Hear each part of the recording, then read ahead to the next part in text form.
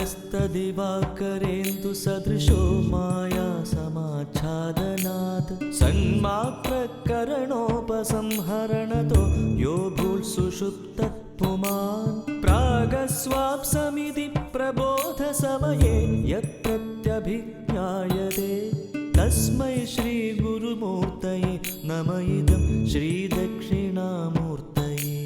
राहुग्रस्तदिवाकरेन्दुसदृशो माया समाच्छादनात् सन्मात्रकरणोपसंहरणतो यो भूल्सुषुप्तः पुमान् प्रागस्वाप्समिति प्रबोधसमये यत्प्रत्यभिज्ञायते तस्मै श्रीगुरुमूर्तये नम इदं श्रीदक्षिणामूर्तये।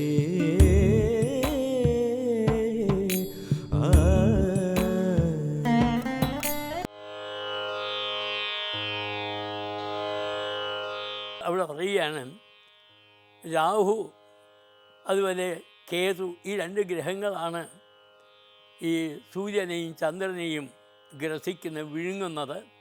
അപ്പോൾ ഗ്രഹണം ഉണ്ടാകുന്നു എന്നാണ് പൗരാണികന്മാർ പറയുന്നത്. രാഹുവും കേതുവും യഥാർത്ഥത്തിൽ ഒരാളായിരുന്നു സൈമികയൻ.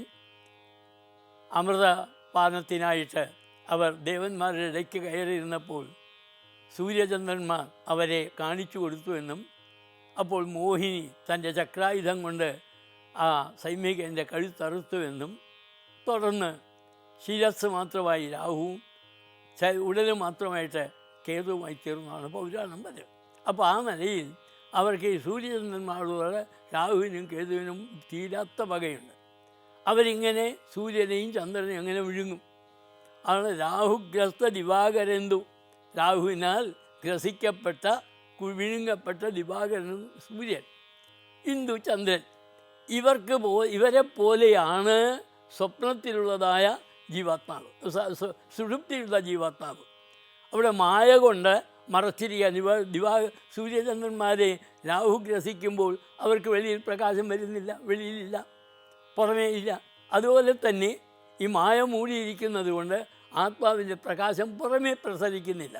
കാരണം ഇന്ദ്രിയങ്ങളെല്ലാം ഉപസംഹരിച്ചിരിക്കുകയാണ്. ബാഹ്യവും ആന്തരവുമായ ചക്ഷുരാദികള ഇന്ദ്രിയവും മനസ്സും എല്ലാം ഉപസംഹരിച്ച് അതിനെ അവസാനിപ്പിച്ച് ഇരിക്കുന്ന അവസ്ഥയാണ് ഉറക്കം എന്ന് പറയുന്നത്. അതുകൊണ്ട് ഈ രാഹുവിന് ഗ്രസിക്കപ്പെട്ട സൂര്യചന്ദ്രന്മാരെ പോലെ പുറമേ പ്രകാശിക്കാതെ ഉള്ളിൽ തന്നെ പ്രകാശിക്കുകയാണ് മായ കൊണ്ട് മൂടപ്പെട്ടതായ ഈ ആത്മാവ്. അത് സന്മാത്രനായിട്ട് അവിടെ ശേഷിക്കുകയാണ്. പുറമേയുള്ള ഇന്ദ്രിയങ്ങളെ മുഴുവനും കരണങ്ങളെ ഇന്ദ്രിയങ്ങളെ മുഴുവനും ഉപസംഹരിച്ചിരിക്കുകയാണ്. അങ്ങനെ സുഷുപ്തവസ്ഥയിൽ കഴിയുന്ന ആത്മാവ് ഉണർന്നു കഴിയുമ്പോൾ സുഖമഹമപ്സാപ്സം, ഞാൻ സുഖമായിട്ട് ഉറങ്ങി, ഞാൻ ഒന്നും അറിഞ്ഞില്ല എന്ന് ആ ഉറക്കത്തിലുണ്ടായിരുന്നതായ സുഖത്തെ സ്മരിക്കുകയാണ്.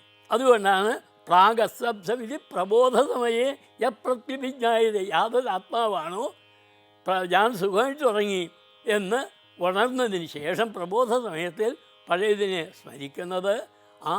അതാണ് പ്രത്യഭിജ്ഞ. അതുതന്നെയാണിത്, അന്ന് അനുഭവിച്ച സുഖമാണിത് എന്നുള്ള നിലയ്ക്ക് അത് സ്മരിക്കുന്നു. അങ്ങനെ സ്മരിക്കുന്നതിന് കൊണ്ട് തന്നെ വ്യക്തമാണ് അവിടെ ആത്മാവുണ്ട്. അതുകൊണ്ട് ഈ വസ്തുക്കൾ ഈ നമ്മുടെ അനുഭവങ്ങളുടെ വെളിച്ചത്തിൽ ആത്മാവിനെ നിത്യനായും ശുദ്ധനായിട്ടും നമുക്ക് വിചാരിച്ച് പ്രകാശസ്വരൂപനായിട്ടും സങ്കല്പിച്ചേ മതിയാവൂ.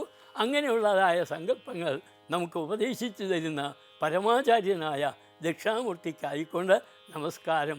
ആ ദക്ഷിണാമൂർത്തിയുടെ അനുഗ്രഹം കൊണ്ടാണ് നമുക്ക് വിജ്ഞാനങ്ങളൊക്കെ ഉണ്ടാകേണ്ടത്. അങ്ങനെ ആത്മബോധം ഉണ്ടായി നമുക്ക് ഈ സംസാര ദുഃഖത്തിൽ നിന്നും മോചനം നേടാനുള്ള ഉപായം ഉപദേശിക്കുക പരമാചാര്യനാണ് അദ്ദേഹം.